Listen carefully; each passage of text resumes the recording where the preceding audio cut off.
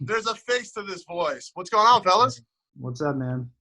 Just So hanging. how you guys doing? First things first, Forrest, I believe last week or the week before that, it was your birthday. So Wow. Yeah. had this Nice. around the studio. Thank you. Appreciate that. You're welcome. So where are you guys holding up? Each other's respective houses? Yeah. Yes. Yeah. In Tejas. Texas.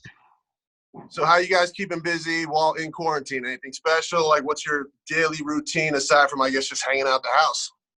I guess for musicians, it really doesn't change much. But yeah, just trying to stay creative every day or every other day and not burn yourself out. And then I know Forrest has been working on his yard, right, Forrest? The deck. I'll show you before and The after. deck. Hit the deck. Hit the deck. Hit the deck. I'm really stoked about this. Give me 1 second. I sent it yesterday, right? Oh, here we go. All Big right. So working on his outside yard guy. okay. So here's. Oh, my fingers are so dirty from working. Start. That's awesome. Here's the vision. So I drew the vision. Drew the And- porch vision. Couple- Nah. Oh, look at that. The vibe, right? That is a good vibe, man. Yeah. So That's a good way to describe your guys' music. It's like such a chill vibe. I mean, if you could mix like all the awesome elements of every genre of music, put it in a blender, that's kind of surfaces. I mean, that's literally what you guys are. Love that. We Don't hate that. Don't hate that compliment. these. Well, I'm glad. Blender makes sense. I think it's also a really cool story how you guys met. Obviously, your musical backgrounds. If you can kind of just touch on that for a second for the people that might not know surfaces yet. Yeah, we met on. So we had been working on music separately, like self-teaching ourselves guitar and piano. And my grandma used to like try to teach me how to play classical piano when I was little, and so kind of like dabbled in music, but like really honed in about 5 or 6 years ago. And about 3 years ago, I was just on SoundCloud, had been releasing some stuff. Colin had been releasing some stuff, and just found him, DM'd him, and we found out that we lived like an hour and a half from each other. And so Convenient. Yeah. Convenient for sure. Very, very convenient. we exchanged phone numbers, and then we're texting. And, I just went over and met him, and I don't know, it was just fun to have a music friend. And so we just share ideas, and then that kind of like snowballed into, I guess, to the point where like we trusted each other. And then a year later, Colin was like, hey, do you want to make an album? So we just gave it a shot. We literally had no idea what we were doing. Like we were just winging it, like YouTube video winging it. And Oh, really? Like how to make music kind of stuff? You just Yeah, Googled you- and YouTube I mean, did we that already for had you? like, I mean, we had like years of like messing around experience, like no like formal coaching or anything. But yeah, like Well, and we're both business majors, so like we didn't go to school for music. It's That's kind of fun. cool. You both happen to be business majors on top of that, considering it's not like you guys grew up together. So that's Yeah. another cool coincidence for sure. it helps with meetings. I could imagine. This is like a real business meeting. This is how all business meetings are done now in the world we live in. So True. Yeah. you guys have prepped for this. And speaking of, first of all, congrats on the success of Sunday Best. I mean, we're playing that almost every other hour, man. It's such Wow. a jam. And then, did you guys have background in the church? Because is that a main focal point of Sunday Best? Yeah, definitely grew up in the church, and Mhm.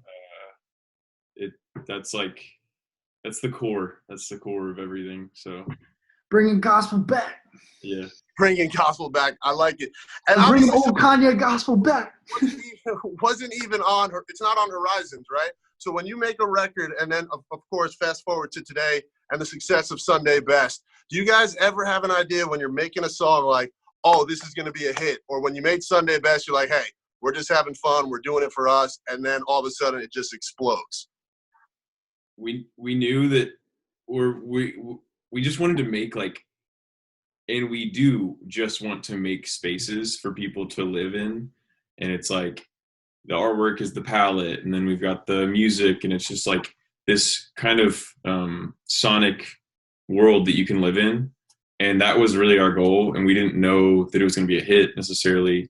And at the time, because we're talking like a year and a half, Yeah. years ago, the songs that were popular then were like sad, depressing, dark stuff. So like it wasn't like we were like, oh, we hit the trend and it's going to blow up. Yeah.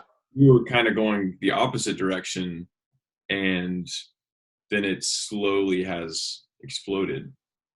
Does that answer your question? No, that definitely answered the question. And the feedback, because you guys also just finished your first tour, right? Was that one of the songs that everybody's just singing at the top of their lungs? How was that? Of course, Touch on the Tour. That must have been awesome. That song was a party to end the night every night. That song is a 3-minute party. Performed it to like the last time, as like artists, we realized that song is as big as you want it to be live. Like the first time we performed it, it was like feeling good, whatever, and like the crowd was kind of in it. And once we realized that like, oh, like the more we do, the more the crowd will do. By the end of it, it was like mosh pits, like stage dives, and just going nuts. There was one venue where like the green room was downstairs, and some of our merch guys were downstairs while we were performing. And they said during Sunday Best, I think we put it on our story, maybe, I don't know, but the floor, meaning their ceiling in the green room, was bending every time the kick was hitting. Pipes, pipes were breaking because every person in the room was just jumping, so it was just like wow. Yeah, like, and hopefully you guys told them. Like it literally was. It sounded like like a bed squeak. It was crazy. Hopefully, you guys sold a lot of merch that day, because if you busted some pipes, they'd probably send you the bill for it for sure. Yeah. Oh, yeah. It looked kind of sketchy. That's a framer. So, if music wasn't the number one choice, did you guys have a plan B aside from business? Obviously, you guys were business majors, but the one job that you could see yourself doing that's not in music.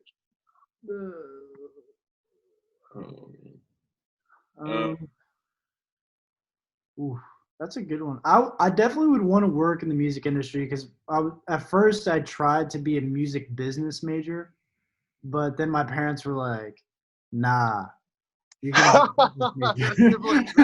nah, chill, calm and chill, bro."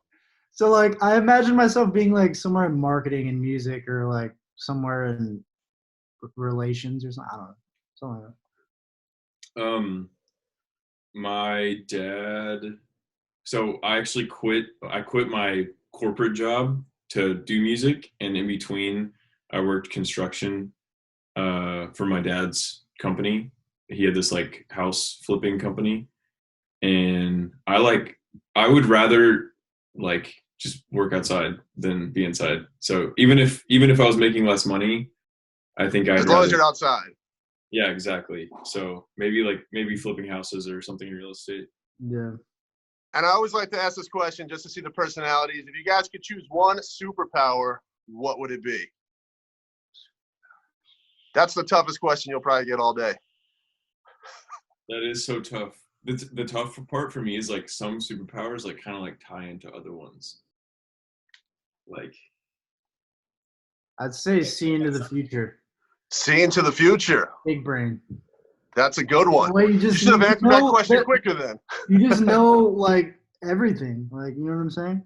That could make you the smartest person in the world if you could see into the future, if you think about it. Yeah. But would you really want to know everybody's future or your own future? Because you kind of know when you're done.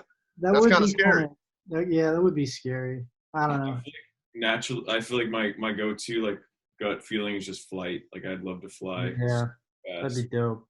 Go places, because it's almost like teleporting too. Because like someone might say teleporting, like I can fly. Like, dude, that's true. Teleporting is like cheating for flying. Like that wouldn't be fun. That's like all the, like that's all the best parts of flying. You just get there that quick. Exactly. You gotta enjoy the drive, man. It's the clouds. It's the clouds. And then obviously I know we're cutting them coming up on time, but what's the first thing you guys are gonna do when this quarantine is up? What's that one thing you're like, yep, doing that right away? I'm gonna go to a restaurant, and I'm gonna and I'm gonna eat food. I'm gonna go to each of my friends' house and hug them. Can your friend cook well? Are you guys cookers? Can you guys cook? Are you guys chefs, I should Yeah, say? Forrest is chef boy for sure. Really? Yeah, he knows. What's how to your go-to meal to cook?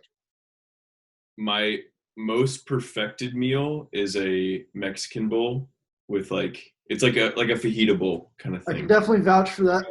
Chipotle bowl, but just way better. Not All right.